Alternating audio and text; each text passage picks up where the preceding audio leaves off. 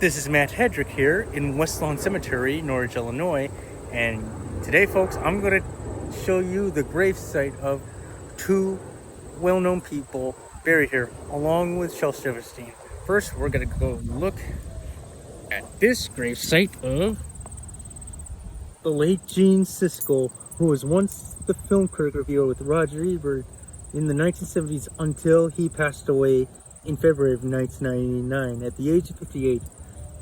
Happening only 3 months before I was born. 2 thumbs up, man.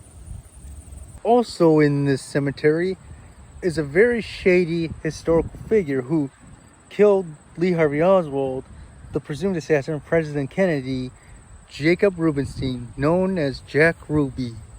And I remember my grandpa and my great-uncle Denny told me about this, how this unfolded.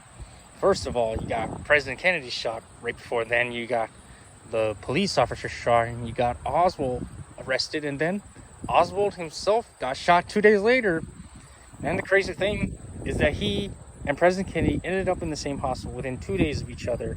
Well, President Kennedy comes first, and then Lee Oswald. And then 3 years later, Ruby ends up dying in the same hospital. Born on April 25th, 1911, although it is clear it was actually March 25th. And he passed away on January 3rd, 1967. And because of him murdering Oswald, it added a lot of confusion and spread numerous conspiracy theories regarding the assassination. Some believe there was other people involved in the assassination, but no one really knows. Was there a conspiracy really? I guess we will never know, won't we?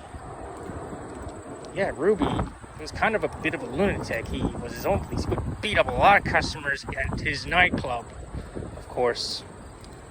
He told his mother that he would not marry anyone. That is when he remained a lifelong bachelor throughout the rest of his life. In 1947, he changed his name from Jacob Rubenstein to Jack Ruby and had to help his sister run a nightclub in Dallas, of course. That's where he pretty much stayed there for the rest of his life. And he seemed pretty happy about his deed in murdering Oswald. In fact, a lot of people outside were pretty happy about it, and they burst into applause. Ruby was kind of fulfilling the dream for them. And of course, he was convicted of Oswald's murder and was sentenced to death.